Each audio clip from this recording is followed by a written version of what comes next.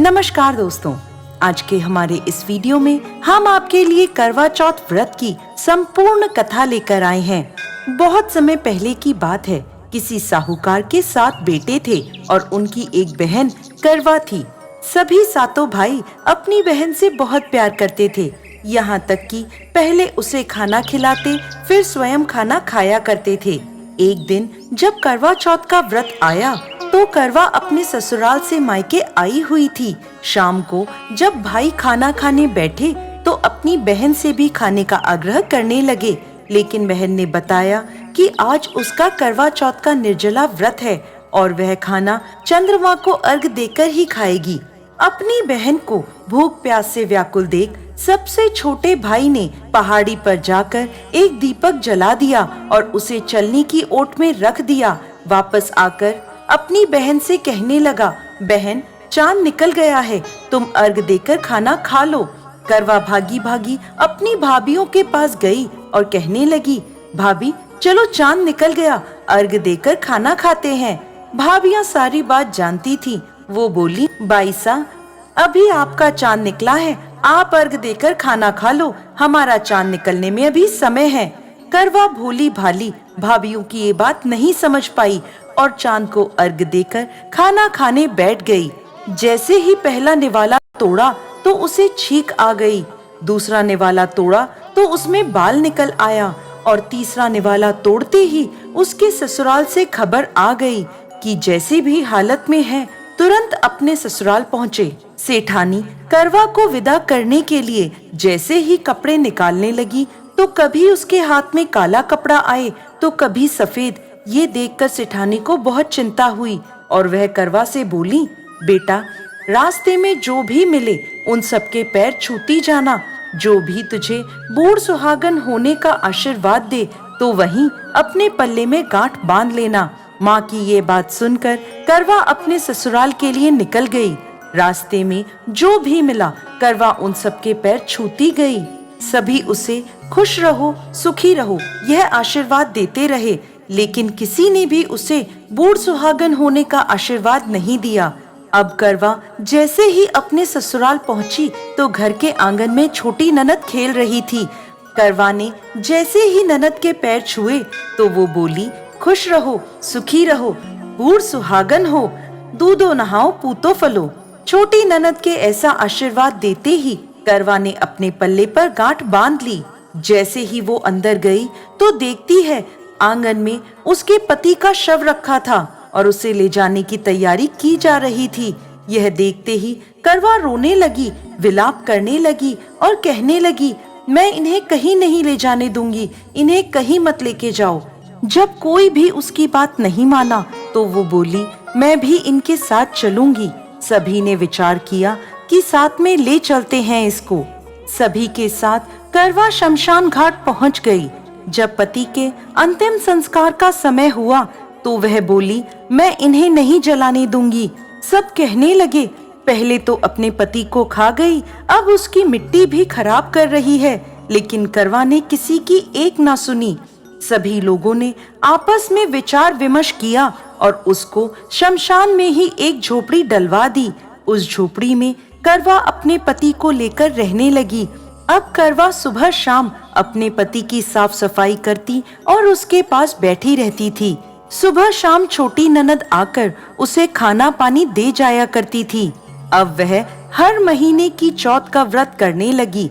व्रत करती, चंद्रमा को अर्घ देती और जब पूजा करने बैठती तो चौथ माता प्रकट होकर कहती, करवो ले, घड़ी बुखारी करवो ले, भाइयों की प्यारी करवो ले। तो करवा उनसे अपना सुहाग मांगने लगती। हर महीने की चौथ माता उससे कहती, तेरा सुहाग हमने नहीं, सबसे बड़ी चौथ माता ने लिया है, उनसे अपना सुहाग मांगना। ऐसे करते करते अश्विन की चौथ आई तो करवा उनसे कहने लगी, माता मैं 12 महीने से यहाँ बैठी चौथ का व्रत कर रही हूँ, अब तो मुझे मेरा सुहाग वापस लौटा दें। तब अश्विन की चौथ माता करवा से कहने लगी, तेरा सुहाग हम नहीं लौटा सकते, तुझसे बड़ी कार्तिक की चौथ माता नाराज हैं। यदि तू अपने पति के प्राण वापस चाहती है तो उनके पैर पकड़ लेना और उनके पैर छोड़ना मत। 16 श्रृंगार का सारा सामान तैयार रखना। ऐसा कहकर चौथ माता अंतर्ध्यान हो गईं।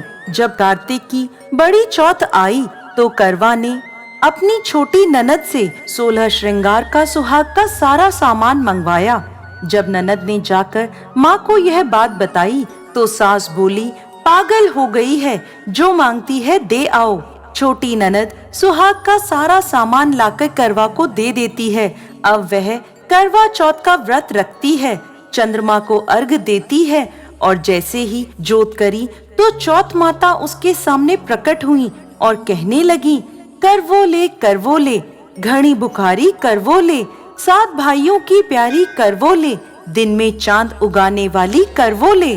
तब उसने उनके पैर पकड़ लिए और बोली, माँ मेरा सुहाग मुझे वापस लौटाओ। ये सुन चौथ माता बोली, अरे तू तो बहुत भूखी है, 7 भाइयों की प्यारी है, तुझे सुहाग का क्या काम। तो करवा कहने लगी, नहीं माता, मुझसे बहुत बड़ा पाप हो गया, मेरे सुहाग को मुझे वापस लौटा दो माता। मैं आपके पैर तब तक नहीं छोड़ूंगी जब तक आप मेरा सुहाग मुझे वापस नहीं लौटाती। यह सुनकर चौथ माता ने करवा से एक एक कर सुहाग का सारा सामान मांगा और करवा उन्हें सारा सुहाग का सामान एक एक कर देती गई। तब चौथ माता उससे कहने लगी, तुझे जरूर व्रत करने की सारी विधि सब बात कोई समझा के गया है। तो करवा कहने लगी, माता मुझे तो हालात ने सब कुछ समझा दिया है, आप बस मेरा सुहाग मुझे वापस लौटा दें। तब चौथ माता ने अपनी आंखों से काजल निकाला, उंगलियों से मेहंदी और मांग से सिंदूर निकालकर उसे करवे में घोल दिया और उस जल से उसके पति को छींटा लगाया।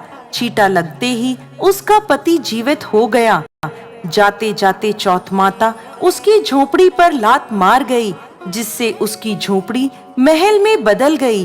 करवा के सब सुख आनंद हो गया। शाम को जब छोटी ननद भाभी के लिए खाना लेकर आई तो देखती है कि भाभी की झोपड़ी तो कहीं है ही नहीं, उसकी जगह एक बड़ा सा महल खड़ा है। उधर करवा खिड़की में बैठी छोटी ननद के आने की प्रतीक्षा कर रही थी। छोटी ननद को आता देख करवा दौड़ी दौड़ी उसके पास गई और कहने लगी, देखो बाईसा, आपका भाई जीवित हो गया, घर जाओ और माताजी से कहो कि गाजे बाजे के साथ हमें लेने आए। छोटी ननद दौड़ी दौड़ी माँ के पास गई और कहने लगी, माँ भाई जीवित हो गया। माँ कहने लगी, अब तक तो वो भाभी ही थी, अब तेरा भी उसके साथ साथ दिमाग खराब हो गया है। तो वह बोली, नहीं माँ, मैंने अपनी आंखों से देखा है, भाई जीवित हो गया है। ये सुन माँ और बेटी दोनों गाजे बाजे के साथ अपने बेटे और बहू के पास पहुँचे। बेटे को जीवित देख सास बहू के पैर छूने लगी और बहू सास के पैर छूने लगी और कहने लगी, माताजी देखो आपका बेटा जीवित हो गया। तो सास बोली, बहू मेरा बेटा नहीं, तेरा पति जीवित हो गया, मैंने तो साल भर पहले ही इसका अंतिम संस्कार कर दिया था, ये तो तेरे भाग्य से वापस आया है। हे चौथ माता, जैसी पहले साहूकार की बेटी के साथ करी वैसी किसी के साथ मत करना, और बाद में जैसे करवा के पति को लंबी आयु दी वैसे ही इस कथा को कहने वाले, सुनने वाले और हुंकारा भरने वाले सब पर कृपा करना। जय चौथ माता।